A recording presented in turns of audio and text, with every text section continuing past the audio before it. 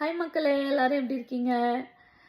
இந்த வீடியோவில் வந்து ஒரு முக்கியமான விஷயம் சொல்ல போகிறேன். எல்லாரும் வந்து டெலிவரிக்கு ஏன் ஊருக்கு வரல நீங்கள், உங்களுக்கு ஹெல்ப்புக்கு யாருனா வராங்களான்லாம் கேட்டிருந்தீங்க. ஆக்சுவலாக அம்மா, என்னோடய அத்தை மாமாலாம் வர்றதுக்கு ரெடி தான். நாங்கள் எப்போ கன்ஃபார்ம் பண்ணமோ அப்போவே விசாவுக்கு ட்ரை பண்ணோம். டூரிஸ்ட் விசாவில் தான் வரணுங்க. நாங்கள் அப்போ அப்ளை பண்ணும்போதே எங்களுக்கு அடுத்த வருஷம் மே மாதம் தான் கிடச்சிது. ஸோ 1.5 வருஷம் வெயிட்டிங் பீரியட் இருக்குது. இது நாங்கள் எதிர்பார்க்கவே இல்லை. ஸ்லாட்ஸ் பார்த்துனே இருந்தாலும் பெருசாக எதுவும் ஓப்பனே ஆகலை.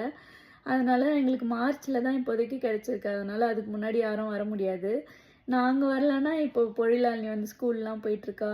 இருந்தாலும் ட்ராவல் பண்ணுறதும் கஷ்டம். அதனால் நாங்கள் பண்ண தப்பு யாரும் பண்ணிடாதீங்க.